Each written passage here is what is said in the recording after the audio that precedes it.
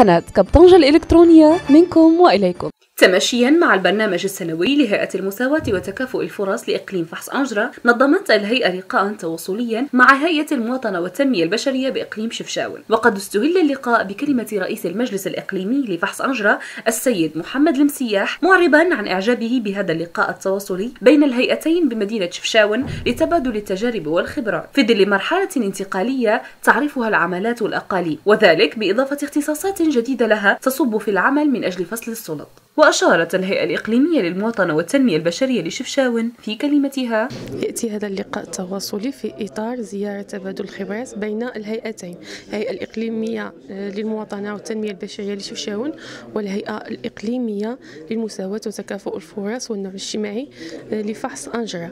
هذه الزيارة جاءت في إطار تبادل الخبرات بين الهيئتين. كما يعلم الجميع أن عمل الهيئة لا زال غير ظاهر في تجلياته، لأن عمل الهيئة هو أصبح، لن نقول أصبح، ولكن تحدد في برنامج عمل المجالس. دخلت عن هذه الهيئة ماشي غير باش نكون عضوة في الهيئة، ولكن دخلت باش يكون عندي واحد الصوت ندافعوا على واحد الفئة اللي أنا كنخدم معها، فئة ديال الإعاقة. ولكن أنا كنتمنى باش هذه الهيئات كاملين ديال المجالس الإقليم ياخذوا بعين الاعتبار أن كاين خص يكون المرأة ويكون الشباب ويكون أشخاص في وضعية إعاقة، وباش تكون هذه الهيئة ناصفة أن يكون هذه الفئة عندها حقها ويكون الصوت ديالها كيوصل عبر هاد الناس اللي كيتمثلوا في الهيئة، بما أنه يكون هذيك المشاريع كتصب لهذه الفئة. فيما اعتبر رئيس الهيئة الإقليمية للمساواة وتكافؤ الفرص ومقاربة النوع لفحص أنجرة بأن هذا اللقاء يدخل ضمن خلصنا في النهاية إلى نقطة مهمة، ألا وهي عقد اتفاقية شراكة بين الهيئتين من أجل أولا وضع برنامج مستقبلي لمواكبة مجموعة من المحطات، سواء ذات الطابع التكويني أو ذات الطابع تقاسم التجارب في الجانب التنموي، أو كل ما يرتبط بعمل الهيئتين داخل المجالس الترابية. وأخص بالذكر هنا في ضمن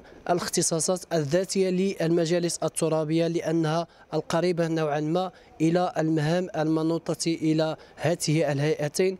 ولينوه الأستاذ عبد الإله المدني ممثل الهيئة الاستشارية للمجتمع المدني بجهة طنجة تطوان الحسيمة بهذه المبادرة الوطنية الأولى من نوعها، والتي تستحق كل الدعم والتشجيع في انتظار تعميمها على باقي العمالات والأقاليم. واختتم هذا اللقاء بعرض تأطيري حول الديمقراطية التشاركية والمجتمع المدني الذي قدمه الدكتور عبد السلام بوغابة نائب عميد كلية الآداب بتطوان.